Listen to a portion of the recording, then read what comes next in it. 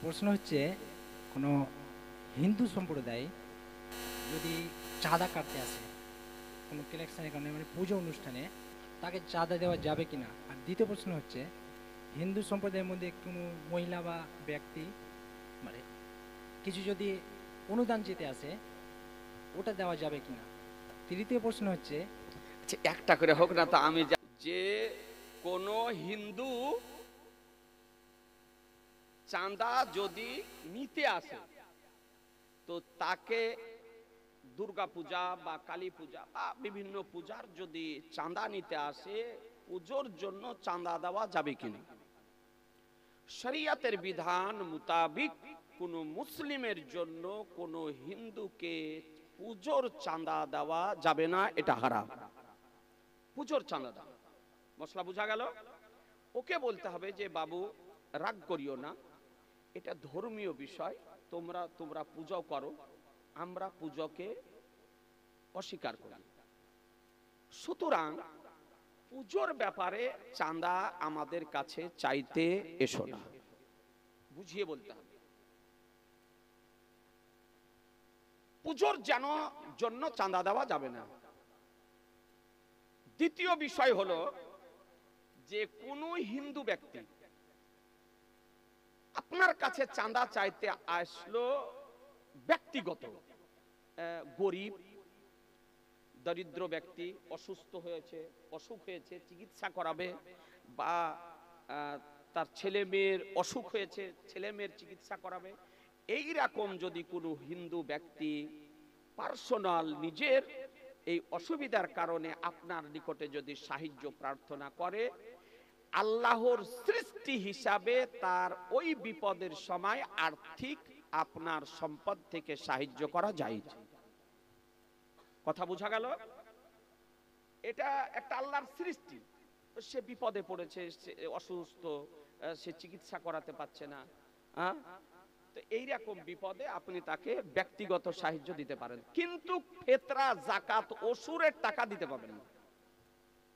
ফিতরা, যাকাত, ওসুর দিলে আদায় হবে না, কারণ আপনি ফিতরা, ওসুর, যাকাত যাকে দিবেন সে জানেন নামাজে সাজদা দেওয়ার সময় ডান পা কিভাবে রাখতে হবে, নামাজে সাজদা করার সময় দুই পায়ের আঙ্গুলের পেটগুলিকে জমিনের সঙ্গে লাগিয়ে রাখতে হবে, পাঁচটা আঙ্গুলের, যদি ছোট বড় হওয়ার কারণে পাঁচটি আঙ্গুল না পারেন তো কমপক্ষে তিনটি আঙ্গুলের পেট জমিনে লাগিয়ে রাখতে হবে।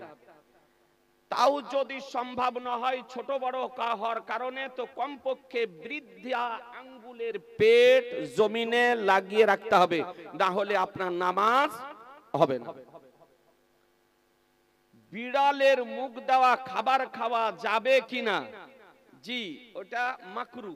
বিড়ালের ঝুটা খাওয়া এটা মাকরু। আপনার রুচি যদি হয় খাবেন, রুচি যদি না হয় খাবেন না, কারণ তাতে কোনো বিষাক্ত কোনো ভাইরাস যদি আপনার ছড়িয়ে যায়, তবে তাতে মারাত্মক হয়তো অসুখও হতে পারে। লাশ বের হওয়ার পরে একজন জিজ্ঞাসা করেছেন, লাশ বের হওয়ার পরে মহিলারা দোয়া করতে পাবে কি? জি, যদি কোনো ব্যক্তি মারা যায়, তার লাশ দাফন ও কাফন করার জন্য নিয়ে গেল, তো ওই মৃত ব্যক্তির জন্য বা মৃতা মহিলার জন্য মহিলারা যদি দোয়া করে, দোয়া করা যায়। ফাতেহা যদি পড়ে, ফাতেহা করেও দোয়া করা যায়, তাতে কোনো অসুবিধা নেই। কথা বুঝতে পারলেন? তারা দোয়া করতে পারে, দোয়া করাতে কোনো অসুবিধা নেই। যে সেখানে মৃত্যুর বাড়িতে হয়তো আপনার 10 জন কি 20 জন কি 50 জন মহিলা আছে, তার মধ্যে কোনো একজন জ্ঞানী মহিলা আছে, লাশ নিয়ে বাড়ি থেকে চলে গেল, তার মাগফিরাতের জন্য তারা সকলে মিলে নিম্ন স্বরে পর্দা সহকারে পর্দার আড়াল থেকে যদি ফাতেহা পড়ে ওই মৃত ব্যক্তির জন্য যদি দোয়া করে, দোয়া করা যায়, কোনো অসুবিধা নেই। জুমার দিন মহিলারা একসঙ্গে 5-7 জন দোয়া করতে পাবে কি? শুধু জুমার দিন কেন, যে কোনো দিন যদি দোয়া যদি করব মনে করে দোয়া করতে পারে। জুমার দিনও আপনার দোয়া করতে হবে। জুমার দিন, শুক্রবারের দিন এমন একটি সময় আছে যে সময়ে আল্লাহ তাআলা বান্দার দোয়াকে কবুল করেন। সময়টি কোন সময়, এই সময়টি নিয়ে অনেক কয়েকটা মত রয়েছে। তো যাই হোক, মহিলারা যদি একসঙ্গে ৫-৭ জন মহিলা একত্রিত হয়ে কোনো মৃত ব্যক্তির জন্য যদি দোয়া করে, দোয়া করা যায়। তবে একটা কথা মা বোনেরা মনে রাখবেন, মহিলাদের জন্য পর্দা করা ফরজ। পর্দা করা কি? জোরে বলছেন না, আর একটু জোরে বলেন। মায়েদের কানে যেন চলে যায়, পর্দা করা কি ফরজ। মা বোনদেরকে বলবো, মা পর্দা করাবো, শাড়ি পরেন আর সালোয়ার কামিজ পরেন। কমপক্ষে সালোয়ার কামিজ অথবা শাড়ির উপরে বাড়ি থেকে যখন বের হবেন একটা বোরকা লাগিয়ে দিয়ে বের হবে, তাহলে পুরো শরীরটা আবৃত থাকবে। ঠিক বললাম না ভাই? ঠিক। জি, 12 হাতের শাড়ি তো মা বোনদেরকে আবৃত করতে পারে না, কারণ আজকাল যে ফ্যাশন আপনার উঠেছে, এই 12 হাতের মধ্যে 10 হাতকে নিচে আপনার গুটাতে গুটাতে আপনার সব গুটিয়ে নিল। আর তারপরে যে 2 হাত থাকলো ওকে আবার আপনার সাইজ করতে করতে এমন করে পিন মারা মারলো, এদিকে হুলবে না এদিকে হুলবে না, নাকের উপরে এক নোকতা। মা বোনদেরকে বলবো, মা বোনদের জন্য পর্দা করা ফরজ। এই আগামী মার্চ মাসে রোজা, সম্ভাবনা রয়েছে 2 তারিখে, বুঝতে পারলেন? তো অনুরোধ করব যে ঈদে তো মা বোনদেরকে নতুন কাপড় কিনে দেন না, এই কথা বলছেন না? যে সালোয়ার কামিজ যারা পরে সালোয়ার কামিজ কিনে দেন, বা শাড়ি কিনে দেন, দেন না? জি। তো এবার এক কাজ করবেন, শাড়ি না কিনে দিয়ে, সালোয়ার কামিজ না কিনে দিয়ে, এবার ঈদের খুশিতে প্রত্যেকেই নিজ নিজ বিবিকে একটি করে বোরকা কিনে দিবেন। বলুন ইনশাআল্লাহ। জোরে বলেন না ইনশাআল্লাহ। এখন যদি না আসে তো কি করে ডাকবো গো? আমি তো এই জন্য একবার নাবির উপরে দাঁড়িয়ে সালামও পড়লাম। হ্যাঁ, তো তবু অনুরোধ করছি ভাই, যারা পিছনে দাঁড়িয়ে আছেন ভাই, অনুরোধ করে বলছি আসুন একটু এসে সামনে দিকে বসুন ব্রাদার। আর এই মা বোনেরা, আপনারাকে বলছি, এ বছর শাড়ি নিবেন না, আলমারিতে যেগুলি রাখা আছে সালোয়ার কামিজ ওগুলি এবার বের করে পরিয়ে। আর এবার ঈদের খুশিতে বলবেন যে শাড়ি সালোয়ার কামিজ নিব না, নাইটি নিব না, একটি রং চয়েস করে একটা বোরকা এনে দেন। বাড়ি থেকে যখনই বের হলেন, বিহাইয়ের বাড়ি, বিহাইনের বাড়ি, জামাইয়ের বাড়ি, মেয়ের বাড়ি, বিহাইনের বাড়ি, আত্মীয়র বাড়ি, ডাক্তারখানা, কোন কাজে বাড়ি থেকে বের হওয়ার সময় বোরকাটা পরে নিয়ে মস্তক শরীর আবৃত করে বেরিয়ে গেলেন, পর্দা করা ফরজ। তো যখন দোয়া করবেন আপনার আওয়াজ যেন অপর পুরুষ শুনতে না পায়। একটা জায়গাতে জিজ্ঞাসা করছিলেন যে আমরা 5-7 জন মিলে দরুদ শরীফ পড়তে পাবো কিনা? জি হ্যাঁ, পাবেন। 5-7 জন 10 জন মহিলা যদি কোন নির্জন জায়গাতে একত্রিত হয়ে নবীর মহব্বতে নিম্ন স্বরে যদি দরুদ শরীফ পাঠ করে, দরুদ শরীফ পাঠ করাও যায়, এবং সকলে মিলে দাঁড়িয়ে গিয়ে নবীর উপরে যদি সালামও পড়ে তো সালাম পড়াও যায়, তবে আওয়াজটা যেন পুরুষদের কর্ণকোহরে না পৌঁছায়। কথা বুঝা গেল? নিম্ন স্বরে। আচ্ছা আজি জানে মোহতারাম, তারপরে লিখেছেন মাজার শরীফে মানত করলে কিভাবে করতে হবে। জি, কথা বলিয়েন না, মাজার শরীফে মানত করা যায়। কেউ যদি মানত করে যে আল্লাহ আমার এই কাজটা যদি হয়ে যায়, তো আমি আখিয়ে পাক আইনায়ে হিন্দ আলাইহি রহমা রিদওয়ানের মাজার শরীফে গিয়ে সিরনি এক পাতলা তৈরি করে উপস্থিত ব্যক্তিদেরকে খাইয়ে দিব, এটা জায়েজ। বলে আল্লাহ আমার এই কাজটা যদি হয়ে যায়, বা আমার এই ছেলেটা যদি আর চাকরি হয়ে যায় বা সুস্থ হয়ে যায়, তা আমি একটা খাসি নিয়ে গিয়ে মাজার শরীফে গিয়ে আমি জবাই করে তার সিরনি তৈরি করে উপস্থিত ব্যক্তিদেরকে আমি খাইয়ে দিব, এই মানত জায়েজ। খাসির মানত মানা, মুরুগের মানত মানা, খিচুড়ির মানত মানা, আপনার ক্ষীরের মানত মানা, মিষ্টির মানত মানা, এগুলো জায়েজ। চাদরেরও যদি কেউ মানত মানেন, মানত মানা জায়েজ। তবে কোন মাজার শরীফে যদি একটি ভালো চাদর থাকে, তবে ওই মাজার শরীফে একাধিক চাদর না দিয়ে ওই চাদরের টাকাটা, যেটা মানত মেনেছেন, ওই চাদরের টাকাটা একটা দুস্থ অসহায় কোন ব্যক্তিকে দান করে দেন উনার নামে, বা একটা মাদ্রাসার তলেবে ইলমকে দান করে দেন, বা ওই মাজার শরীফে যে সমস্ত গরিব দুঃখী ফকির মিসকিন গুলো ভিখারি বসে আছে, ওই মাজার চাদর না কিনে চাদরের টাকাটা আপনি তাদের মধ্যে বিতরণ করে দেন, আপনার মানত পূর্ণ হয়ে যাবে। কথা বুঝতে পারলেন? বুঝা গেল না গেল না? আচ্ছা, এবার কোন মাজারে আপনি মানত মানলেন যে ঢোল ঢাক বাজিয়ে আমি চাদর দিতে যাব, এই মানতটা হচ্ছে নাজায়েজ। চাদর নিয়ে যাওয়া জায়েজ, কিন্তু ওই বাজনা সহকারে ঢোল ঢাক সহকারে নিয়ে যাওয়া এটা হচ্ছে অবৈধ, এই মানত পালন করা যাবে না মুসলমান। ঢোল ঢাক বাজানো যাবে না। দরুদ ও সালাম পড়তে, কালেমা পড়তে পড়তে, দরুদ ও সালাম পড়তে পড়তে, নাতে মুস্তাফা পড়তে পড়তে চাদর মাজারে নিয়ে গিয়ে দিতে পারেন, এটা দেওয়া যায়। কোন মাজার শরীফে আপনার ঘোড়ার মানত মানা যাবে না, মাটির ঘোড়ার মানত মান্য করা যাবে না। এমন এমন পাগল আছে, বলছে আমার এই কাজটা হয়ে গেলে মাটির ঘোড়া দিব, দেখতে পাওয়া যায় না অনেক জায়গাতে মাটির ঘোড়া। মাটির ঘোড়ার মানত মানা হারাম। মাটির ঘোড়ার মানত কেউ যদি মেনেও যদি নাই, তো ওই মানত পালন করা যাবে না মুসলমান। কথা বুঝা গেল? যাই হোক, আজি জানে মোহতারাম। আচ্ছা, দ্বিতীয় নম্বর, নামাজ পড়ার সময় ভুল করে এক রাকাত কম বা বেশি পড়লে কি করতে হবে? নামাজ কি প্রথম থেকে পুনরায় পড়তে হবে? জি, আপনার যদি মনে না থাকে, আপনি এই দোদল্যমান অবস্থায় যদি পৌঁছে যদি যান আর নির্ণয় করতে না পারেন, তাহলে ওই নামাজটিকে দ্বিতীয়বার ঘুরিয়ে পড়বে। কথা বুঝা গেল? ওই নামাজটিকে দ্বিতীয়বার আপনি ঘুরিয়ে পড়বেন। আচ্ছা, 3, ওযু করার পর মেয়েদের মাথা থেকে ওড়না পড়ে গেলে ওযু কি ভঙ্গ হবে না হবে না? জি না।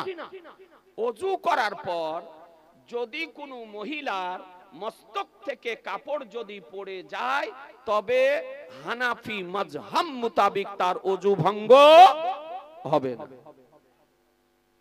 কোন মহিলা নামাজ পড়ার জন্য ওযু করেছে, ওযু করার পর বাচ্চাকে দুগ্ধ যদি পান করায়, তাহলে কি ওযু ভঙ্গ হবে?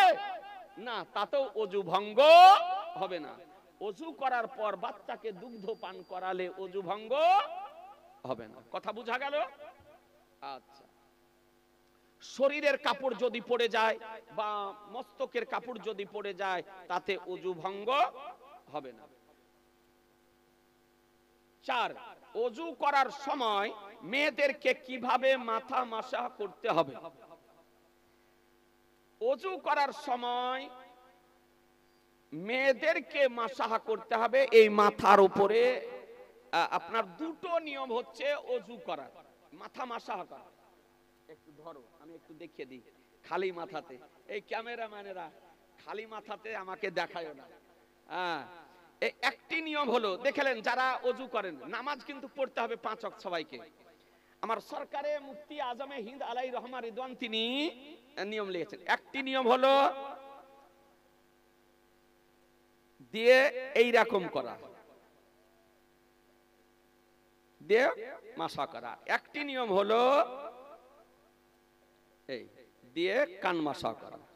এই দুটো নিয়মই জায়েজ। পুরুষেরাও এমন করে মাথাতে হাত বুলিয়ে নেবে, এই রকম করে যদি হাত রেখে দেন, তাতেই আপনার ফরজ আদায় হয়ে যাবে। সম্পূর্ণ মাথা মাসা করা সুন্নাত মুস্তাহাব, কিন্তু কিরকম করে হাত যদি রেখে দেন তাতে কিন্তু ফরজ আদায় হয়ে যাবে। ওযুর ফরজ কটা বলবো?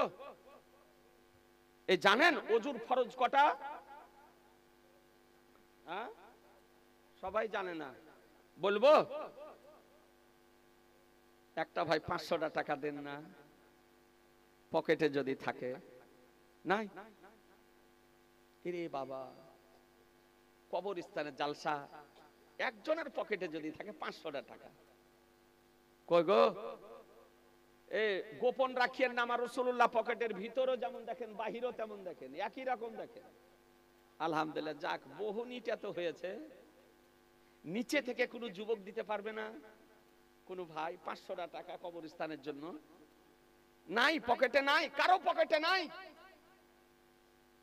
আলহামদুলিল্লাহ,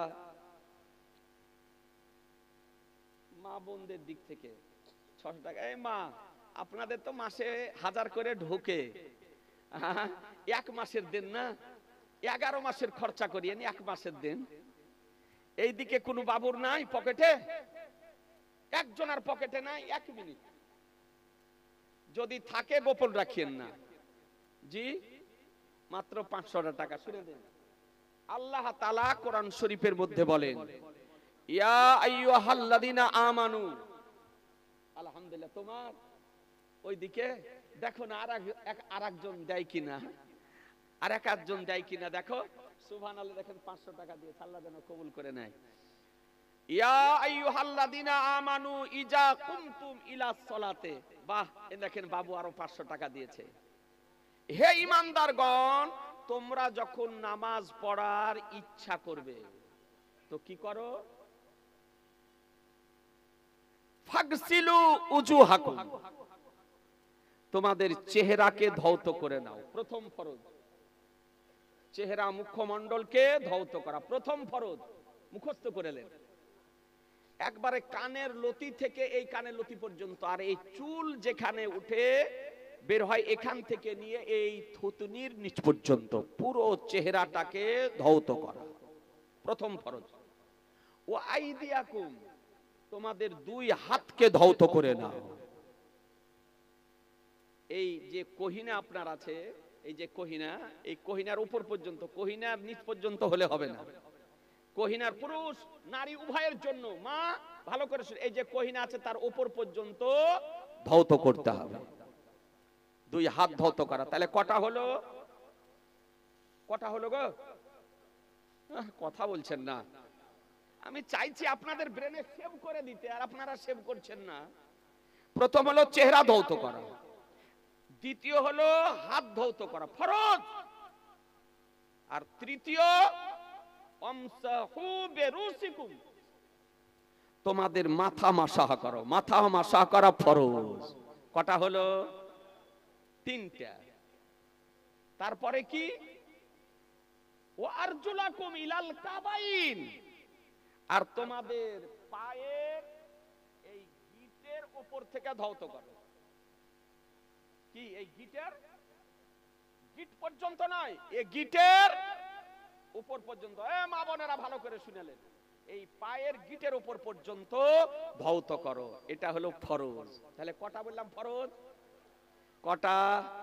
4টা। মনে থাকবে না?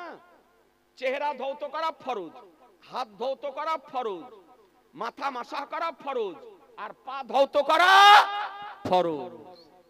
ব্রাদারান ইসলাম, সুতরাং এগুলি আমাদেরকে জানতে হবে। 5, মেয়েদের ও ছেলেদের নামাজ পড়ার নিয়ম কি একই না আলাদা? যে আলাদা, সবকিছু এক নয়। যেমন আমরা নিয়াত করার সময় কান পর্যন্ত হাত উঠাই, হাত উঠাই না?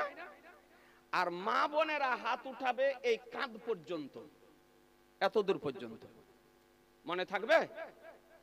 এই পর্যন্ত মা বোনেরা হাত উঠাবে। আমরা আল্লাহু আকবার বলে নাভির নিচে হাত বাঁধি, আর মা বোনেরা হাত বাঁধবে সিনার উপরে। কোথায়? সিনার উপরে। আমরা রুকু সাজদা যখন করব তো একেবারে পিঠটাকে সমান করতে হবে, যে পানির গ্লাস রেখে দিলেও জানে না পড়ে, একবারে সমান হয়ে। আর মা বোনদের হলো কেবলমাত্র হাঁটুটাকে ছুঁয়ে নিতে পারলে হলো। কথা বুঝতে পারছেন? কেবলমাত্র ছুঁয়ে নিয়ে তাসবিহ পাঠ করো। আমাদের জন্য হলো সাজদা যখন করব, আমরা আমাদের পেট যেন রানের সঙ্গে না লাগে। কি ব্যাপার গো? আচ্ছা, পেট যেন রানের সঙ্গে না লাগে, একবারে খোলামেলা। আর মা বোনেরা সাজদা করবে আঁটো সাঁটো হয়ে। পার্থক্য বুঝতে পারছেন? একেবারে আঁটো সাঁটো হয়ে সাজদা করবে। আমরা যখন আত্তাহিয়াতে বসবো তখন বাম পা বিছিয়ে দিয়ে ডান পাকে খাড়া করে আঙ্গুলের ভরে খাড়া করে রেখে বসবো। আর মা বোনেরা যখন বসবে তখন দুই পাকে সাইডে বের করে দিয়ে পিছনের ভরে বসবে। বুঝতে পারলেন? এইগুলি হচ্ছে মা বোনদের আলাদা আর পুরুষদের সঙ্গে আলাদা নামাজ পড়ার নিয়মাবলী। আচ্ছা, বিয়েতে হলুদ মাখানো চলবে কি চলবে না? জি, বিয়েতে কেউ যদি হলুদ নিজে নিজে মাখে, মাখানো জায়েজ আছে, কিংবা তার মা যদি তাকে মাখিয়ে দেয় জায়েজ আছে, বা তার পিতা যদি তাকে মাখিয়ে দেয় জায়েজ আছে। কিন্তু তাই বলে ভাবি যদি মাখিয়ে দেয় তো হারাম। কে? ভাবি, চাস্তো বোন, চাস্তো আপনার ফুফাতো বোন বা এইরকম কেউ, এরা হলুদ মাখিয়ে দিতে পাবে না।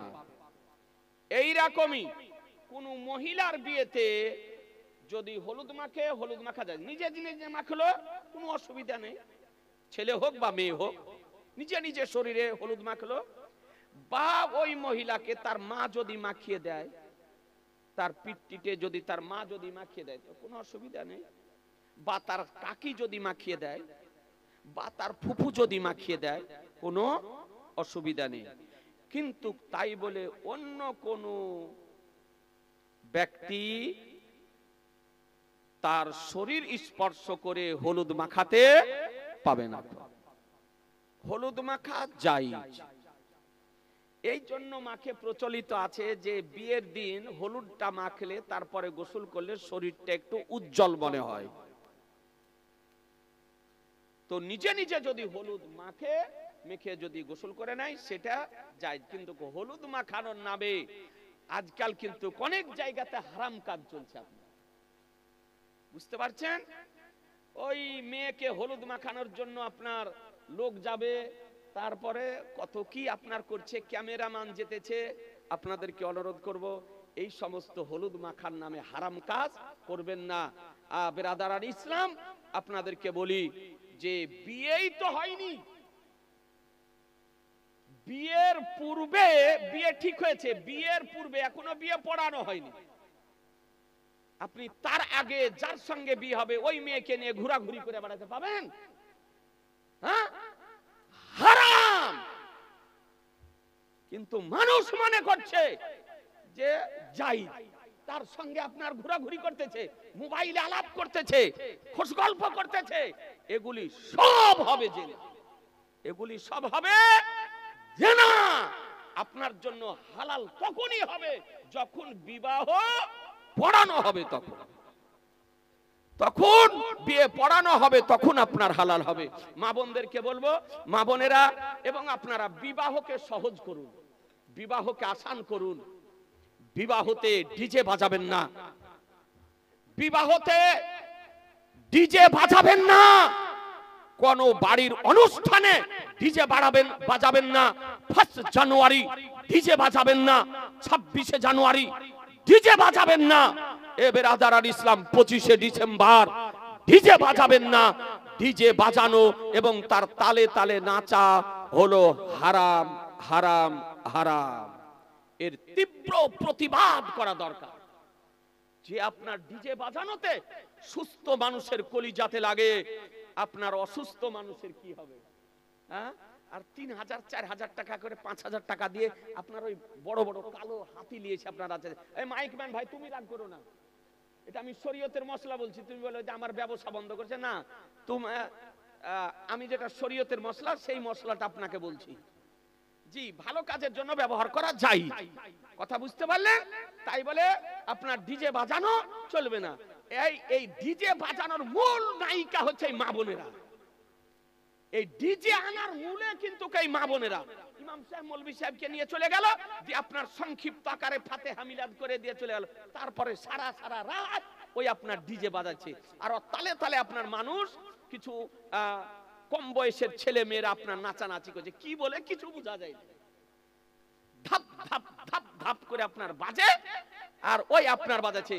আপনাদেরকে বলি, তারপরে পোতার বাহানা করতেছে, নাতির বাহানা করতেছে, জামাইয়ের বাহানা করতেছে। বলছে কি করবো মুফতি সাহেব, জামাইকে বুঝিয়ে পারলাম না। পাকা মিথ্যাখোর। ওই মেয়েই আপনার উস্কিয়েছে, ও আনার মূলে কিন্তু কই ও জামাইয়ের বাহানা দিতেছে, পোতার বাহানা দিতেছে। এ বেরাদার, আপনাদেরকে বলবো হারাম কাজ থেকে বিরত থাকুন। ডিজে বাজানো যাবে না, যাবে না, যাবে না। এরে বাবা রে, এগুলেন কি দান? ও আমি বলছি দান, সুবহানাল্লাহ। তাহলে বুঝে নিলেন, যারা সমাজের নেতৃত্বে আছেন, যাদের দ্বারাতে সমাজ পরিচালিত হয়, আমি তাদেরকে অনুরোধ করব যে আপনি কড়া পদক্ষেপ গ্রহণ করুন, যেন সমাজে কোনো বাড়িতে ডিজে যেন না বাজে। বলুন ইনশাআল্লাহ। যতক্ষণ বাজবে পাপ হবে। আরে মা বোনেরা, জামাই পোতাকে উস্কে দিয়ে আনবেন না হাতি। আপনি যতক্ষণ আপনি বাজাবেন ততক্ষণ আপনার গুনাহ হবে, পাপ হবে, হারাম হবে।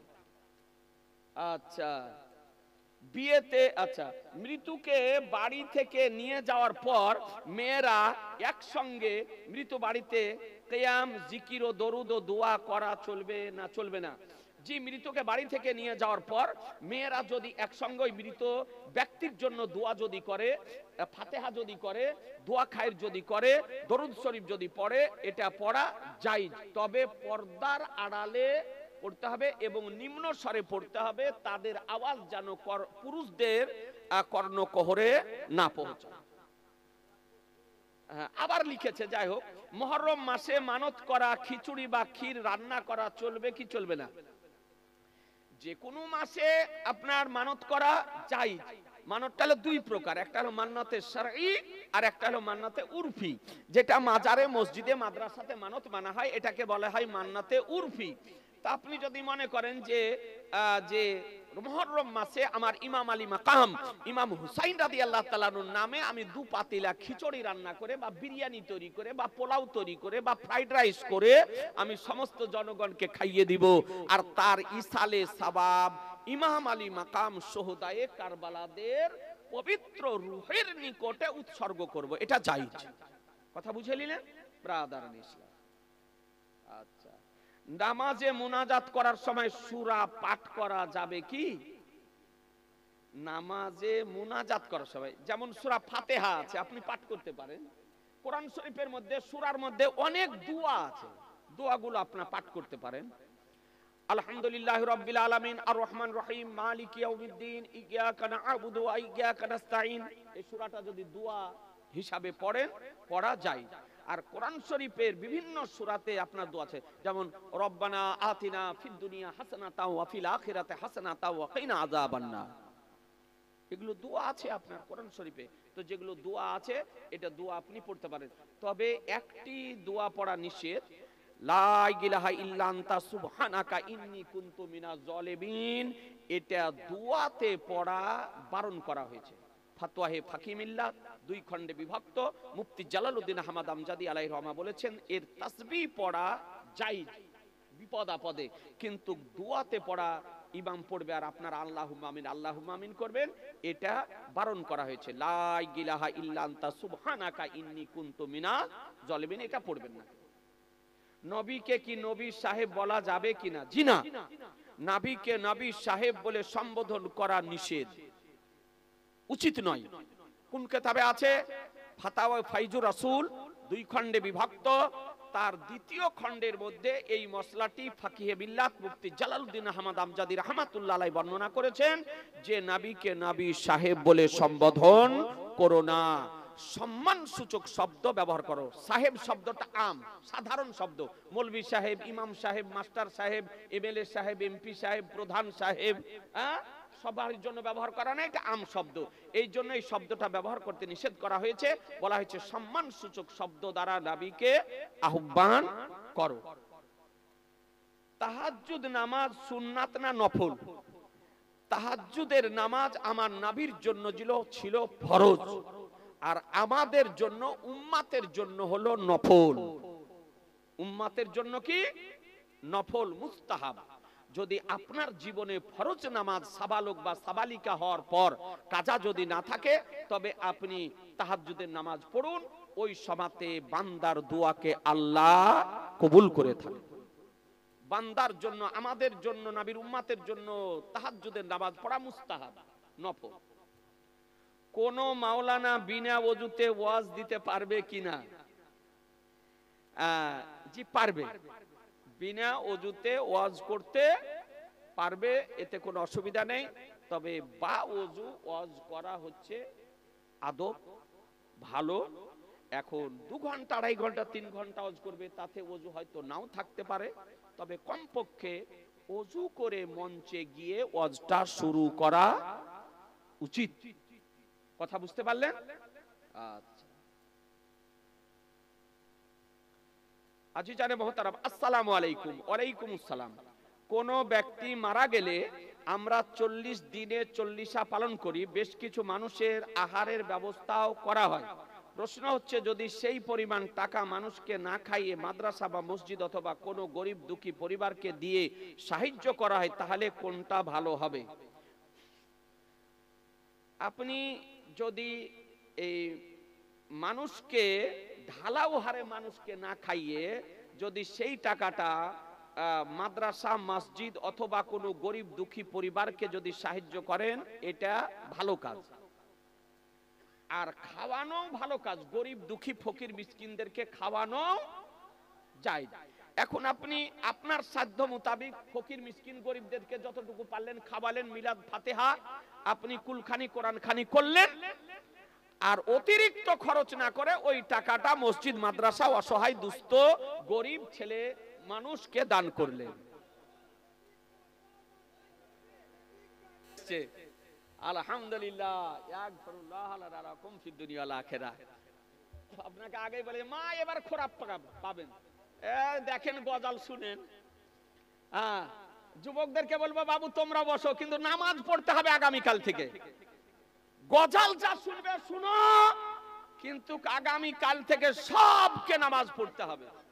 আমি অনুরোধ করব গ্রামবাসী, বনকুলের সমস্ত মানুষদেরকে, যে আপনাদের আমাদের রাজনীতির মধ্যে মত পার্থক্য থাকতে পারে না, কি বলছেন, কিন্তু আমাদের ধর্মনীতির মধ্যে কারো মত পার্থক্য নেই।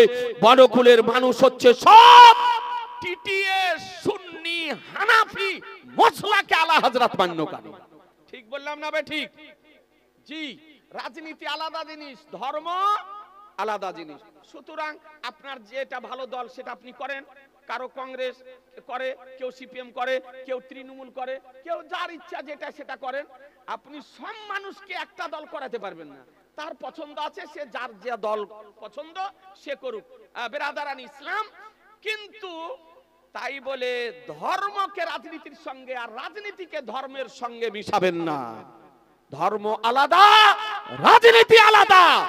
আপনাদেরকে আমি কর জোরে অনুরোধ করব, সব জায়গাতে এই মেসেজটা দিচ্ছি, এই বার্তাটা দিচ্ছি, যে আপনি রাজনীতি যাই করেন না কেন, কিন্তু আহলুস সুন্নাত আল জামাতকে এক প্ল্যাটফর্মে, ঐক্যবদ্ধ প্ল্যাটফর্মে দাঁড়িয়ে ঐক্যবদ্ধ হয়ে আপনার জীবন যাপন করা বিশেষ প্রয়োজন। মুসলমান, আজ আমাদের পিঠ দেওয়ালে ঠেকে গিয়েছে।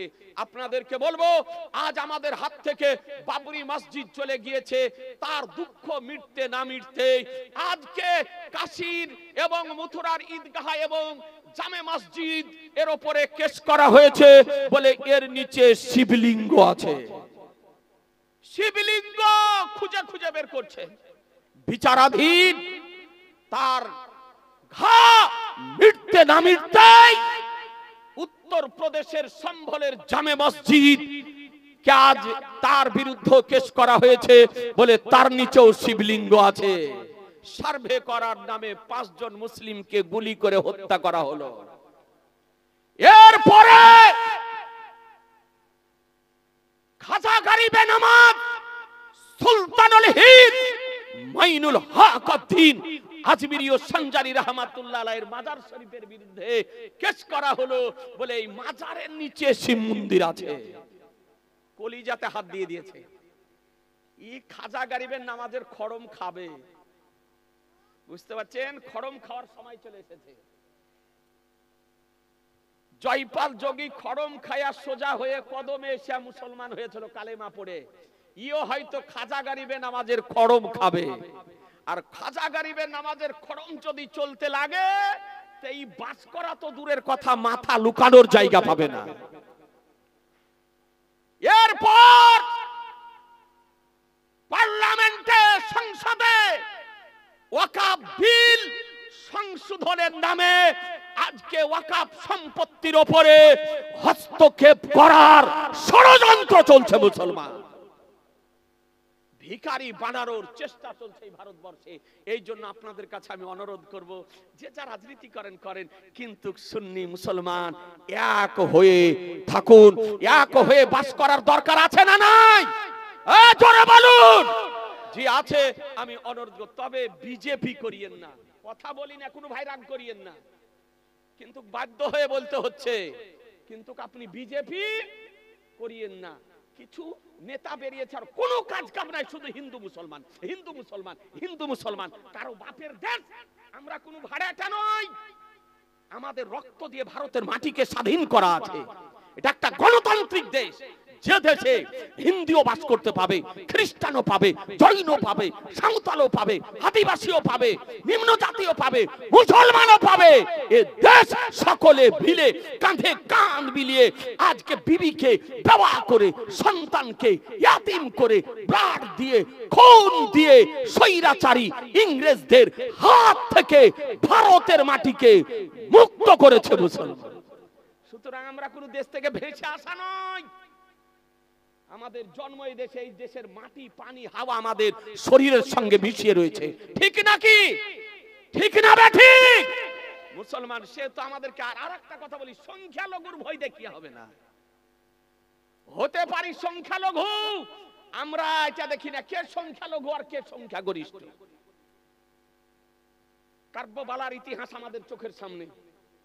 একদিকে 22,000 সৈন্য আর একদিকে 72 বা 82 জন ব্যক্তি। আমি জানি এই জন্য মুসলমান কে সংখ্যালঘুর ভয় দেখিয়ে চুপ করা যাবে না, মুসলমানকে খামোশ করা যাবে না। যদি আজকে দিল্লির জামে মসজিদের উপরে আক্রমণ যদি করা হয়, আজকে লালকেল্লার উপরে আক্রমণ যদি করা হয়, আজকে আগ্রার তাজমহলের উপরে আক্রমণ যদি করা হয়, খাজার গরিবে নওয়াজের মাজারের উপরে আক্রমণ যদি করা হয়, ভারতের মুসলমান প্রয়োজন হলে ভারতের মাটিতে দ্বিতীয় কারবালা তৈরি করবে মুসলমান। নারায়ে তাকবীর, নারায়ে রিসালাত, নারায়ে হায়দারি, নবী কা দামন। সুতরাং সুন্নি জামাতের পক্ষ থেকে মেসেজ দিতে চাই, পয়গাম দিতে চাই, অনুরোধ যে আপনারা ধর্মকে বুঝতে শিখুন, ধর্মীয় বিষয়ে ঐক্যবদ্ধভাবে জীবন যাপন করুন। ন্যায়কে ন্যায় বলুন, অন্যায়কে অন্যায় বলুন। অন্যায়ের সঙ্গে আমাদের কোনো আপোষ নেই। সুতরাং আমাদেরকে সংখ্যালঘুর ভয় দেখিয়ে কাজ হবে না। চুপ আছি বলে আমাদেরকে দুর্বল মনে করো না। খামোশ। আমরা চাই সাম্প্রদায়িক সম্প্রীতি, আমরা চাই ভ্রাতৃত্ব, আমরা চাই মানবতা, আমরা চাই শিষ্টাচার, আমরা চাই শান্তি শৃঙ্খলা। এর অর্থ এ নয় যে আমরা অপারক। এটা ভাবা ভুল হবে। চুপ আছি মনে করে আমাদেরকে শক্তিহীন মনে করা ভুল হবে। বেরাদার ইসলাম, আপনাদেরকে অনুরোধ করব, সুন্নি জামাতের প্ল্যাটফর্মে ঐক্যবদ্ধভাবে কাজ করুন। রাজনীতিতে মত পার্থক্য থাকতে পারে, কিন্তু ধর্ম নিয়ে মত পার্থক্য থাকবে না, মসজিদ নিয়ে থাকবে না, মাদ্রাসা নিয়ে থাকবে না, কবরস্থান নিয়ে থাকবে না, ঈদে মিলাদুন নবী নিয়ে থাকবে না। আমরা এক হয়ে কাজ করব, বলুন ইনশাআল্লাহ, জোরে বলুন ইনশাআল্লাহ। আজি জানে মোহতারাম, যা হোক ভাই চলে এসেছেন আমার স্নেহাশিস ভাইরাল বক্তা। জি আলহামদুলিল্লাহ, এই সমস্ত জুনিয়র বক্তাদেরকে দেখে শান্তি পাই। ভাবতাম যে কোথায় কি হবে, আলহামদুলিল্লাহ আল্লাহ তাআলা ব্যবস্থা করে দিয়েছেন। এমন এমন মুফতি তৈরি হয়েছে, একটা মুফতি বেরিয়েছে গোটা পশ্চিমবঙ্গের ওহাবিকে তেড়ে বেড়াইতেছে। একজনারই আপনার সামাল দিতে পারে না। জি গোটা পশ্চিমবঙ্গের ওহাবি বেহুশ। ডাক্তার বলেন আর রাজমিস্ত্রি বলেন আর পোল্ট্রি মুরগি বলেন, সব বেহুশ। একজনারই আমাদের দরকার হচ্ছে না আপনার। তো আলহামদুলিল্লাহ এই সমস্ত জুনিয়র ওলামায়ে কেরাম তৈরি হয়েছেন, বক্তাগণ তৈরি হয়েছেন, তাতে আনন্দিত। জি আলহামদুলিল্লাহ, তার বক্তব্য শুনতে হবে। জালসা জীবনী করতে বা ইসলামী যে কোনো আলোচনায় যে সমস্ত মাওলানা গণের মাধ্যমে কন্টাক্ট করে সেই সমস্ত মাওলানাকে জালসায় ডাকা যাবে কিনা? জি এই ডাকাটা আপনারাই শিখিয়েছেন, এই কন্টাক্ট করাটা জনগণই শিখিয়েছে। একজন বক্তা যদি কন্টাক্ট না করে তাকে দিচ্ছে 1 টাকা, আর যে কন্টাক্ট করে এসেছে কিছু জানে না, পাকা টনটনে মুন্সি, ওকে দিচ্ছে আপনার তার 4 ডবল টাকা। অথচ ও আর ছাত্রেরও উপযুক্ত নয়, যে পড়বে পড়ারও উপযুক্ত নয়, অথচ তাকে দিচ্ছে 1 টাকা, আর এ শিক্ষিত ব্যক্তিকে দিচ্ছে আর1 টাকা। তো বাধ্য হয়ে আপনার তখন চাইছে। আপনাদেরকে বলবো, আপনারা নিজেরা সচেতন হন। আপনি আপনার মানবতা রেখে জালসা জীবনী মসজিদের, কবরস্থানের, মাদ্রাসার, ঈদগাহার উন্নতিকল্পে জালসা করেন। আর বক্তা আপনি চয়েস করুন যে ব্যক্তি কোরআন হাদিস সম্পর্কে বিজ্ঞ ব্যক্তি, কোরআন হাদিসের আলোকে ধর্মীয় বিধানাবলী আলোচনা করতে পারে, এই রকম নির্ভরযোগ্য বক্তা চয়ন করে নিয়ে এসে তার আলোচনা শুনেন। আর যে বক্তা কন্টাক্ট করবে তাকে বয়কট করবে, মিটে গেল। মশলা জানার কি? যে বক্তা বলবে যে এত টাকা লাগবে, সঙ্গে সঙ্গে ফোনটা কেটে দেন, ঝগড়া করারও দরকার নাই, আলেমের সঙ্গে উচ্চবাচ্য কথা বলার দরকার নাই। যে চাইবে না, কন্টাক্ট করবে না, তাকে আপনি নিয়ে আলোচনা করেন। ওই কন্টাক্ট করা 20,000 40,000-এর বক্তা নিয়ে এসে কি 100টা মুসলমান হয়? না 500টা 100টা বেনামাজি নামাজি হয়? না আপনার 100টা বেপর্দা করা মেয়ে ছেলে পর্দা করতে শুরু করে? কি করে? ফুর্তি, গজাল শোনার জন্য।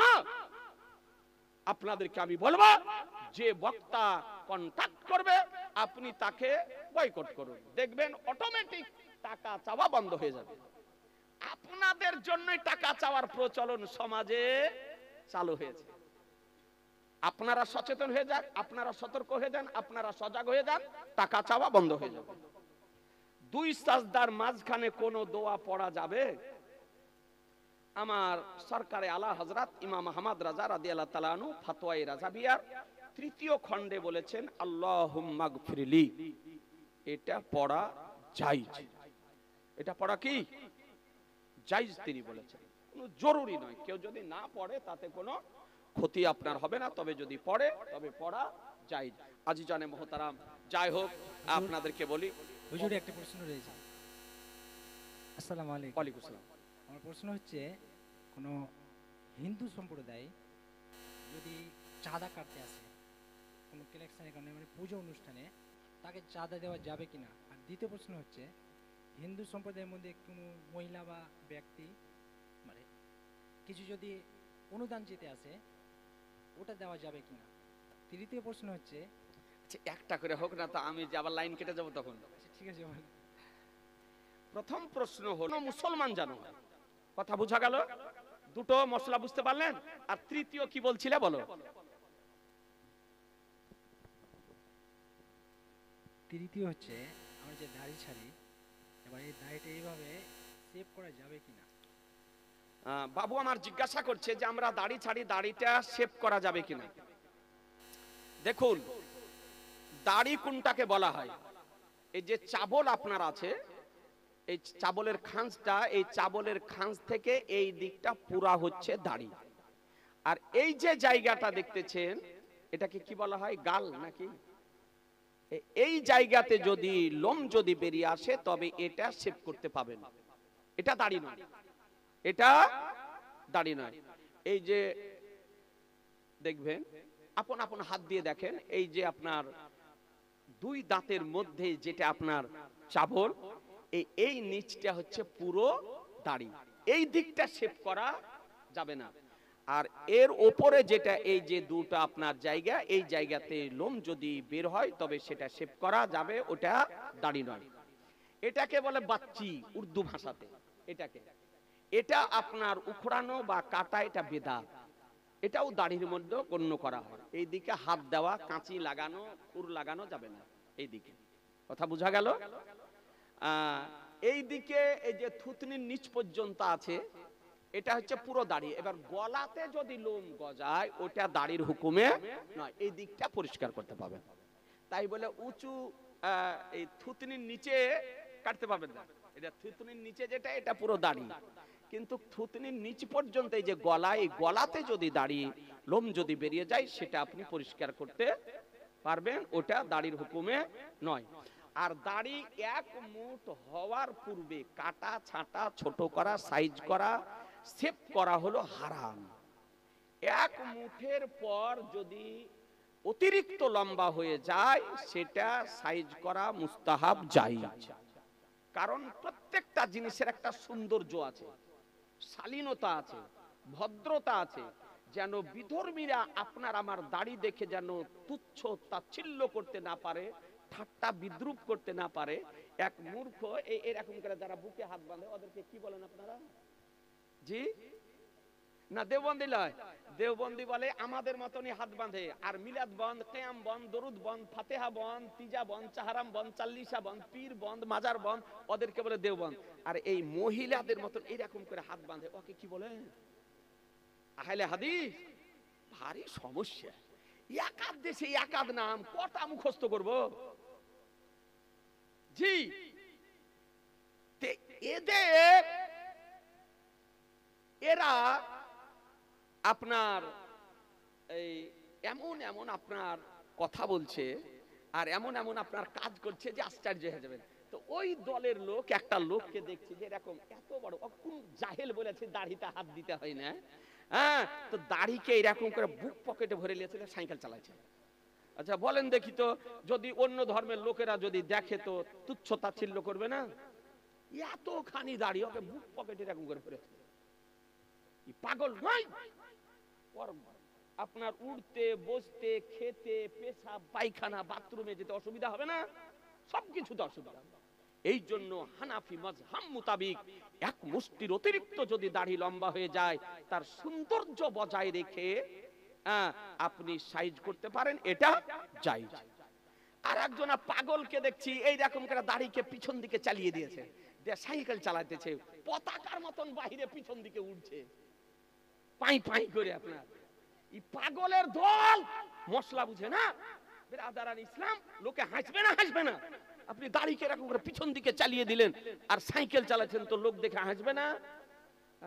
এই জন্য মশলাতে বলা হয়েছে অতিরিক্ত লম্বা হলে সাইজ করতে পারে।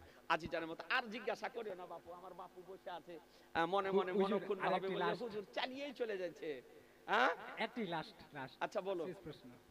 প্রশ্ন হচ্ছে, আমরা যে ইউটিউব চ্যানেল চালাই, এর মাধ্যমে যে একটা অর্থ পাওয়া যায়, অ্যাড আছে, অ্যাড, এই অ্যাড ওয়াচিং টাইম, অ্যাডের মাধ্যমে এই যে আর্নিং হয়, যেটা পয়সা উপার্জন হয়, ওই অ্যাডের মাধ্যমে পয়সা উপার্জন করাটা কি জায়েজ হবে? বিষয়টা হচ্ছে যে যদি অ্যাডটা ভালো হয় তবে জায়েজ হবে, আর অ্যাডটা যদি খারাপ যদি হয় তবে কিন্তু জায়েজ হবে না। বুঝতে পারলা? যদি অ্যাডটা ভালো হয় তবে চাই। আর যদি অ্যাডটা খারাপ যদি হয়, দেখা গেল যে একটা উলঙ্গ ছবিকে ভরে দিল, তোর যা নিয়ে কি হলো তার চাই তোর পাপ বেশি হয়ে গেল। বুঝতে পারলেন না? তো এই জন্য হারাম ছবি দিয়ে আপনার পয়সা উপার্জন করা যাবে না। আর বাবুদেরকে বলি, মোবাইলে ভালো জিনিসে ব্যবহার করো। মোবাইলে এই পাবজি খেলা যাবে না, ফ্রি ফায়ার খেলা যাবে না, হারাম।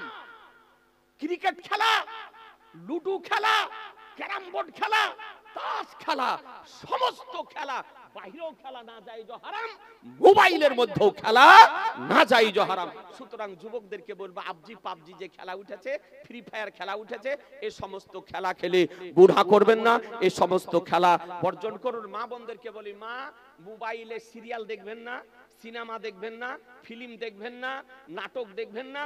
মোবাইলে আপনি ভালো সুন্নি সহি আকীদার আলেম ওলামাদের নাত শরীফ, গজাল, মানকাবাত, ওয়াজ, নসিহত পারিবারিক জীবনে এবং ঈমান ও আকীদা সম্পর্কে আপনি শুনবেন। আর আপনাদেরকে বলি যে আপনারা সিনেমা ফিল্ম আপনারাও মোবাইলে দেখবেন না। যাই হোক, এখান থেকে আমার আলোচনার সমাপ্তি ঘোষণা করছি। আল্লাহ তাআলা যেন আমাদেরকে সুস্থ রাখেন এবং আমরা সুন্নি জামাতের উপরে যেন ঐক্যবদ্ধ থাকি।